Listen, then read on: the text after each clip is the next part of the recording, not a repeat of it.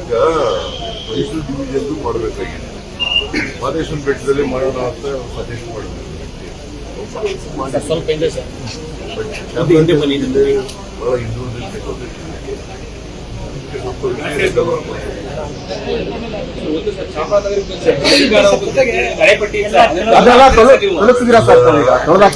ಮೂಢನಂಬಿಕೆಗಳು ಅವರನ್ನೇನು ಸತ್ಯ ಇಲ್ಲ. ಅದೇನಾಗಿದೆ, ಮೌಢ್ಯಗಳಿದ್ದಾವಲ್ಲ, ಅದರಿಂದೇನೆ ಸಮಾಜದಲ್ಲಿ ಬಹಳಷ್ಟು ಪ್ರಗತಿಗೆ ಅಡ್ಡ ಬಂದಿರ್ತಕ್ಕಂಥದ್ದು. ಅದಕ್ಕೆ ನಾನು ಒಂದು 15-20 ಸಾರಿ ಬಂದಿದ್ದು ಚಾಮರಾಜನಗರ. ಎರಡನೇ ಸಾರಿ ಮುಖ್ಯಮಂತ್ರಿ ಆಗ್ತಲ್ಲ. ಹೌದು, ನಿಮ್ಮ ಕುರ್ಚಿ ಗಟ್ಟಿ ಆಗುತ್ತೆ ಯಾವಾಗ ಹೇಳ್ತೀರಾ ಸರ್? ಚಾಮರಾಜನಗರ ಬಂದಾಗಲ್ಲ ನನ್ನ ಕುರ್ಚಿ ಗಟ್ಟಿ ಆಗುತ್ತೆ. ನಾನು ಇದು ಬಂದಾಗೆಲ್ಲ ನನ್ನ ಕುರ್ಚಿ ಗಟ್ಟಿ ಆಗುತ್ತೆ.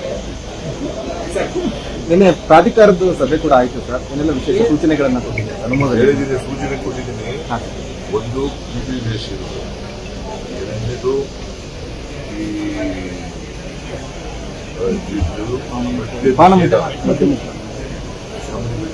ಮಾದೇಶ್ವರ ಬೆಟ್ಟದ ಮೇಲೆ ಹಾಕ್ಬಾರ್ದು.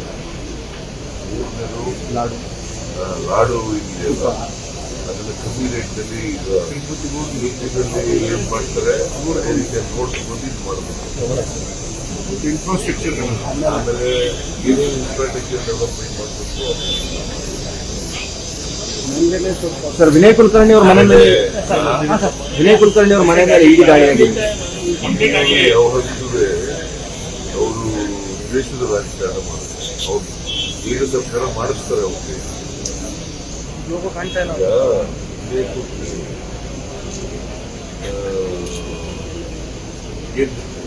ಗೊತ್ತಿಲ್ಲ, ಇಲ್ಲಿಗಿದ್ದರೆ ಅವರ ಮನೆ ಮೇಲೆ ದಾಳಿ ಮಾಡೋದು ಏನು ಯಾರು ಕೈವಾಡ ಇರಬೇಕು.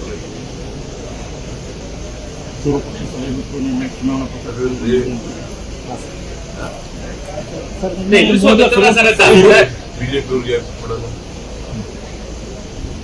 ಬಿಜೆಪಿಯವರೆಲ್ಲ ಸಾಕಾಗಲ್ಲ ಸರ್. ಎದುರಿಸುವ ತಂತ್ರ ಸರ್ ಅಂತ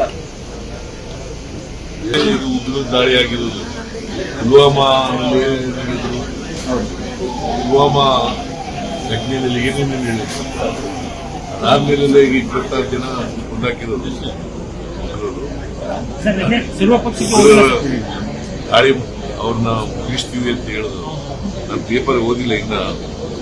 ಅಲ್ಲಿ ಸರ್ವ ಪಕ್ಷದಲ್ಲಿ ಏನಾಗಿತ್ತು ಅಂತ ಗೊತ್ತಿಲ್ಲ. ಸಾಯಂಕಾಲ ಆದ್ಮೇಲೆ ಜನ ಇದ್ರು ನೋಡಕ್ಕಾಗಲಿಲ್ಲ.